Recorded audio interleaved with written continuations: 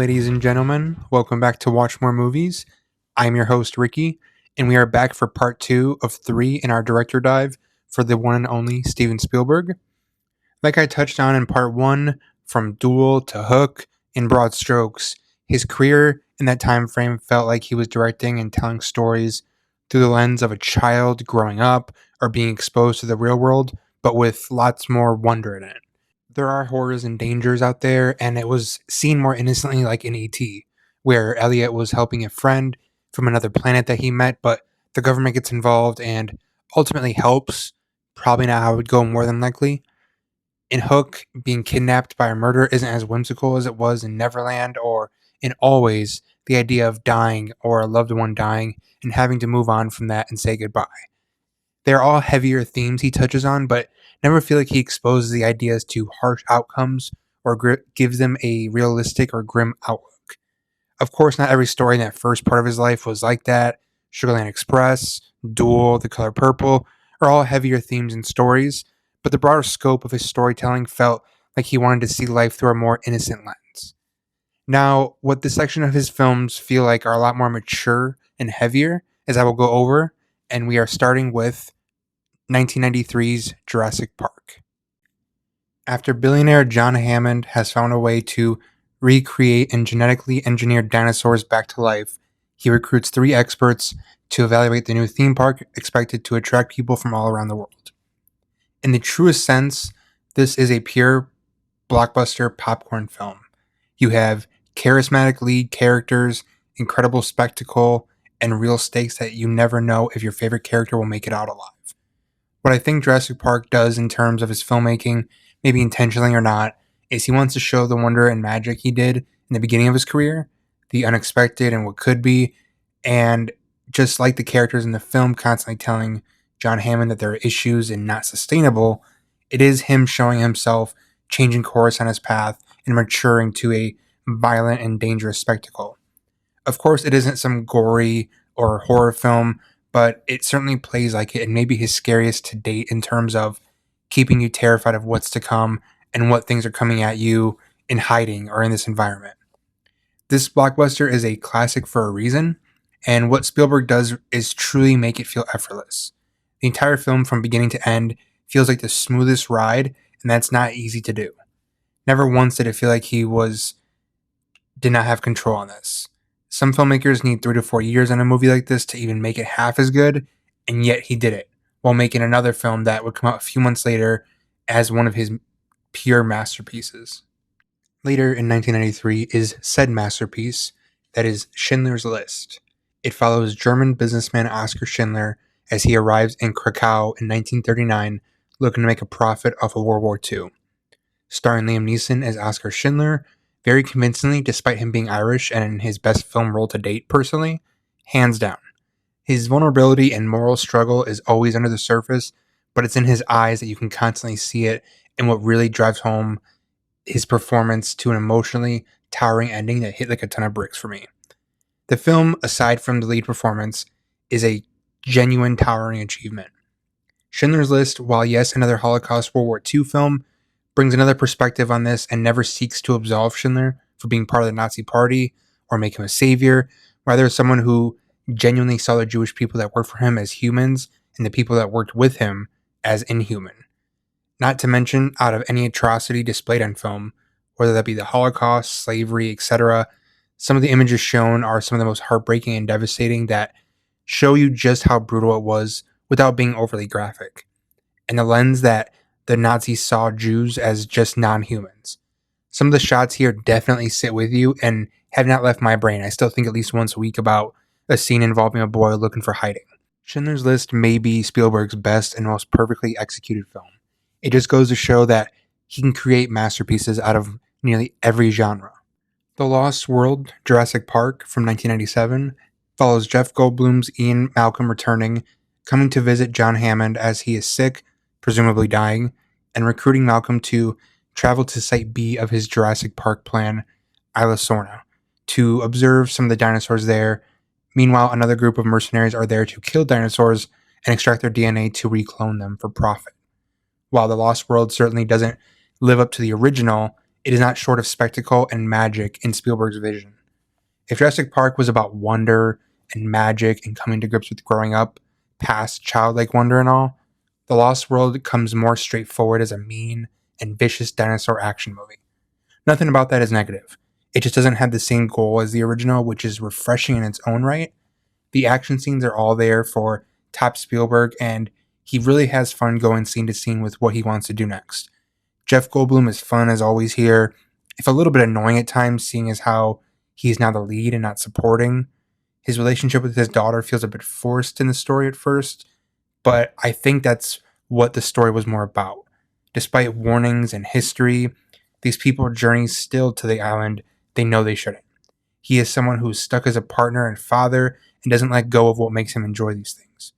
I don't think The Lost World is as good as the original Jurassic Park, but if you want to follow up with some returning characters and some mean dinosaur fun that actually cares about making it in an event and something worth watching, Lost World is a worthy sequel. Also in 1997 is Spielberg's Amistad. It follows a group of slaves on a ship being shipped and rebelling against their captors, only to be captured, and following is a courtroom drama about loopholes in the system at the time and a few men trying to fight for their freedom. As a courtroom drama, it's solid. There were horrific flashback sequences that are hard to stomach by nature of these atrocities that took place at this time, led by some incredible performances, namely Djimon Hounsou. There are some moving scenes and compelling ideas here. Where it falters is the movie as a whole. It's very formulaic and never feels like anything more than a standard courtroom legal movie, aside from the few sequences I mentioned of backstory and flashback. Everything feels very safe, paint by numbers. It was solid, emotional, and engaging to an extent, but never did it feel like it was trying to elevate beyond the story onto the screen. A soft recommendation from Spielberg, but nonetheless overall a bit disappointing. 1998's Saving Private Ryan is probably in my top 4 personal favorite Spielbergs. It may be my favorite. It is just the one I've watched the most and recently wanted to revisit the most. Following a group of soldiers in the midst of World War II, they are tasked with finding one single soldier in the entire war, Private James Ryan, whose 4 brothers have all been killed in combat, leaving him as an only child. To begin, this has been noted, and I would wholeheartedly agree, to being one of the most brutal and realistic depictions of war. It isn't just the body parts flying off or blood spooling out of bodies. It is the soldiers and their anxieties of being in this war, tagged along with the bravery being questioned from a young corporal that tags along. Upham. Tom Hanks gives truly one of the most underappreciated performances here in his career. Someone who grapples with his duty and job while wanting to go home and be over with this war. It's the subtle face and body movements that he makes as these events unfold that make him someone vulnerable and scared, but trying to keep composure for himself and his whole outfit. I think there's a lot to be said too, how much Spielberg attests war as a whole and how he is terrified of its results and consequences. Some of the scenes here, either just before or just after something has taken place, really shows how he doesn't want this to be glorified or just like a typical action movie. He wants you to feel like each corner you turn or person you encounter, no matter how good or how human they may be, war ultimately can turn them into something they may not be or show who they truly are. I think above all, this is what the biggest strength of Saving Private Ryan is, of this gritty masterpiece. 2001's AI artificial intelligence stars Haley Joel Osment as David, an AI being that was created to give a couple a child to have as their own while they are unsure of their own surviving in a coma. What follows is an odyssey of David's as he discovers what it means to be a real boy, to love and feel loved, and what it means to be an AI being versus a human being. Haley Joel Osment is absolutely astounding here, and I think this is his best performance over Sixth Sense for me. He has this innocence about him, and that's not just due to the fact that he's a child in this film, but the look he's able to give when he's longing or feeling emotion. While it doesn't necessarily raise questions about AI and the impact it has in a very head-on way, Spielberg does do something that alludes to this throughout. He shows you glimpses of what humanity's misaligned priorities are amidst this world collapsing and dying while trying to accomplish this. However, it's not what the film is about. Ultimately, it's a film that is about a child looking to be loved and looking to find a mother, not caring about who he is as an AI, but wanting to be a real boy and wanting to feel the love that others around him seem to have, unconditionally. His entire quest begins looking for someone that he thinks can turn him into a real boy.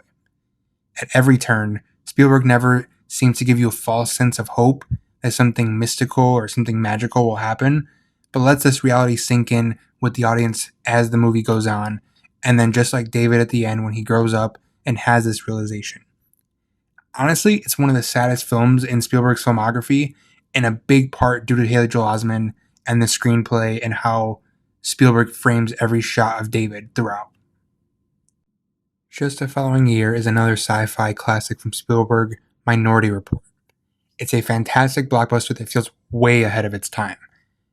It's in the future where there is this pilot program in DC that's being run called Pre-Crime. They have 3 people, essentially, who can receive psychic visions of future crimes that will be committed, and it's this agency's job to stop the crime before it happens. Starring Tom Cruise as the head of this program, John Anderton. He has this deeply dark past that's a motivator for him joining the program in the first place. Cruise is being Cruise, and that's a genuine compliment. But there are a lot more moments for him to chew on here, and you just don't get to see him have this dark of a past in roles like this in films like Jack Reacher, Mission Impossible, or his other blockbuster work. An underrated performance of his that you can see put all of his heart absolutely into. It's another great sci-fi from Spielberg.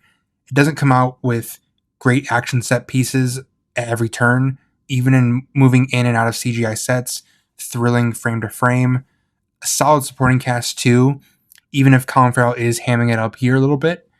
I think that the archetype of a government agent plays into the opposing force angle of someone trying to disrupt something, and he has a line of dialogue that really sums up something intriguing about this story. I won't really give it away because it might spoil it. Spielberg really dives into something here that's a hot topic debate, not necessarily the specific issue at the center of the story, although it might be. What does it mean when we are certain a crime would happen, but it has not happened yet, to the perpetrator, and what it means for us to hold them accountable for something that they genuinely haven't even done yet? It's a fascinating debate topic that stuck out to me upon rewatching and how it really raises that question instead of just being a plot point. You can have this impulse and intent to do something, but without ever going through with any of it. As a society, does this lead to a peaceful one without crime? Maybe it can even lead quickly or slowly into a dictatorship where you're held accountable for your thoughts without action. It's really fascinating to hear about it, and I love the question posed to people with their thoughts and what they think and interpret of it. Just a short while later is 2002's Catch Me If You Can. It stars Leonardo DiCaprio as Frank Abagnale Jr., a teenager who runs away from home after some devastating news, then begins the true story of his several years as a con man and being chased by FBI agent Carl Hanratty, played by Tom Hanks. This is easily one of the more non-spectacle, action movie, complete Spielberg package films. He makes this intricate cat and mouse story feel completely digestible while giving you the heart to this film. While it is a cops and robbers story, sort of, the heart of it is about a son's relationship to his parents, and more specifically his father. About how our parents affect how we see the world and how inadvertently influence how we see ourselves and how we see the world and act into adulthood. Leonardo DiCaprio gives one of my personal favorite performances of his. One that is understated in all of his prolific career. He really just nails the nuance of being a child in his home and someone who just idolizes his father and the way he conducts himself.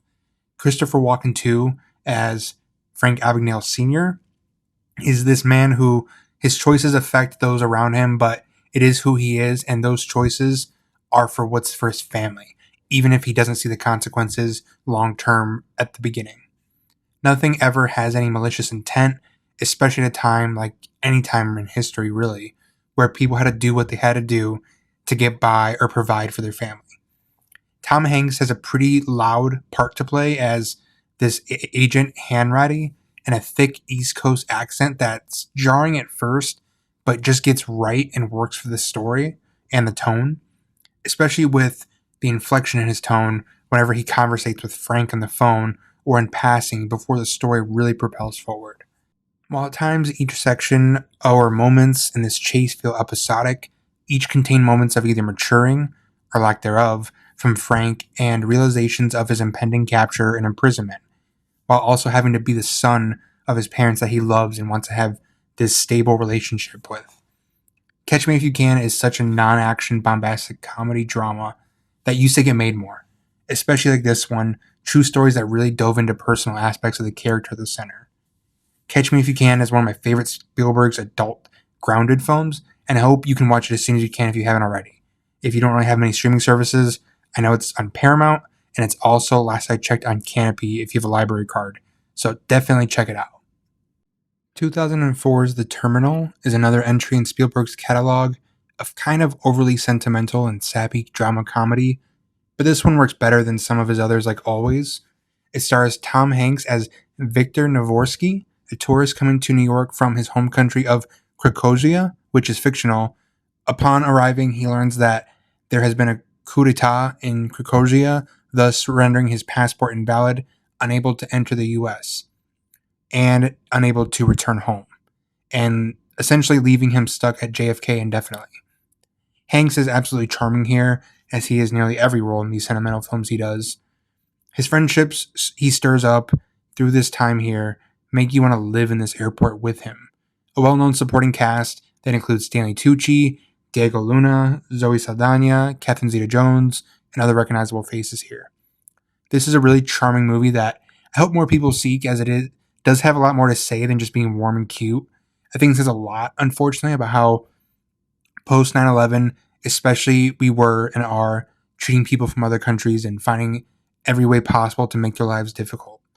This isn't some new concept, but one that I think was very prominent in the early 2000s after this difficult tragedy of 9/11, and even especially today too. And the other side of the coin, how we should be treating our fellow humans from other places literally as they are at an airport during this whole duration. If you want an easy and pleasant watch on its own without the Spielberg flair to some degree, The Terminal is one that I hope you check out because it really is delightful. 2005's War of the Worlds stars Tom Cruise as Ray Ferrier, a crane operator at a dock in Brooklyn, divorced and a father of two. Living just a day-to-day life, the world is turned upside down by aliens coming down and invading Earth. I've said this before on Letterboxd upon rewatching it, but have truly felt this way ever since I first saw it. This is one of the scariest movies that is not a straightforward horror film, and maybe Spielberg's most terrifying. While you do get spectacle and big action set pieces, there are military convoys going after these big machines. It isn't about that, nor is it focused on the big spectacle of explosions. Every time there's a big set piece, or even there are explosions, you're on ground level at the POV of the people and how they're dealing with this literal otherworldly event. It's no surprise that Spielberg wanted to make this an allegory for 9/11 as well, focusing on its citizens and how they persevere and survive on homeland from an unknown enemy. He has said as much about developing and making it, but if you want to look at it more straightforward, he just shoots the hell out of this as a sci-fi horror. Every frame captures scale like no one else can, and he never feels the need to depend on goofy effects or revealing so much at one time. The suspense built up carries throughout and ultimately leads to a third act that I had always been pretty dismissive of and have had issues with, but I ultimately have grown to like it more, where Ray and his daughter have taken shelter in the basement of a man played by Tim Robbins. Some of those moments are probably the most scary ones out of the entire movie. War of the Worlds, I think, is really unappreciated in terms of scope and scale that Spielberg has ever offered. And if you want a terrifying and high-scaled sci-fi movie and you've not already seen it, War of the Worlds from 2005 is a personal favorite of mine. Now on to the final film of this phase of Spielberg, one of my favorites of his grounded movies and one of my favorites in general. It is 2005's Munich. Making this today would be a touchy subject matter, to say the absolute least. Even seeing this revisited by others in today's climate is really interesting given what is going on in the world and how polarizing the topic of the Israel-Palestine conflict is. I saw this a few years ago before I was really even conscious or aware of the news of this conflict or had any personal opinion on the matter. And with dealing with something like this, I don't want to come off as having an opinion that is saying I'm an expert. I'm not. I'm only here to talk about the movie and what human themes it's trying to say. But before I get into it, because I know any grace toward any side is hard to try and give nuance to a lot of people, I just want to say, Free Palestine. Now onto the film. Starring Eric Bana, after 11 Israeli athletes and their coach are killed at the 1972 Olympics, the Israeli government secretly assigns Avner Kaufman, played by Bana, and his team to find the heads of the snake that ordered these murders and to murder them. This movie is not a revenge film about getting back at Palestinian groups for carrying out the murder of Israeli Olympic athletes. While the characters feel this way and have this mindset to begin with, it is more about how, as human beings, we are getting involved and in deep with these conflicts, realizing that violence only causes more violence and death. It's not about winning or who's right and wrong. What happens when something we believe in or follow to or put our life into betrays our moral beliefs and questions what's right or wrong? And what happens when we personally have a hand in it? This may be Eric Bana's best performance, and I think another remarkable standout from Kieran Hines as a member of his team. I know this film has been interpreted in many different ways, and that's okay, because it isn't fully committed to telling you what to believe in this conflict. It's telling you that no matter which war is going on, which side you're on, that violence never ends with more violence. It will always continue, and history has taught that. There is an absolutely incredible scene with Avner having a conversation in a stairwell with a rival PLO member named Ali about their homelands and who deserves it and why they feel this way. It doesn't go into a lecture about the history like a professor would talk about, but from their perspectives and their people about why they feel this way. This scene felt like a key to unlocking the film for me and what he was trying to say with it. Not to mention, as far as his grounded films go, Munich I feel like is his best made on every technical level. It truly is an achievement, and I wish Spielberg would get his hands dirty with something like this again. Munich, unlike Catch Me If You Can, is not as widespread known or popular. It's one of his lowest grossing films, but it's so worth every minute, and something I really want to rewatch even again soon. Now, during this period of his filmography, you can feel Spielberg's maturity growing, whether that be with the specific stories he's telling or with the characters growing from point or POV in their lives to another and is growing from them, and how we begin with either childlike mentality or one point of view we've been taught, and then that world either shatters or comes out of the realization of what you were taught and not taught as it seems. Whether that be the religious and moral ambiguity with something like in Munich, or with an AI when David is unaccepting of the fact that he is an AI and not a real boy and can never be one. I love this period of Spielberg because he gets more serious while also not sacrificing technique or wonder for the sake of telling a super serious story, which he still does and balances all this so well. Thank you for tuning in to part 2 of this director dive of the one and only Steven Spielberg. Next week will be the final director dive, maybe a few days late so I can see it opening weekend, and then review Disclosure Day as well. You can follow the show on Instagram, Bluesky, Threads, like, comment, subscribe on YouTube, Spotify, and Apple. It helps the show out a lot. So until next time, watch more movies.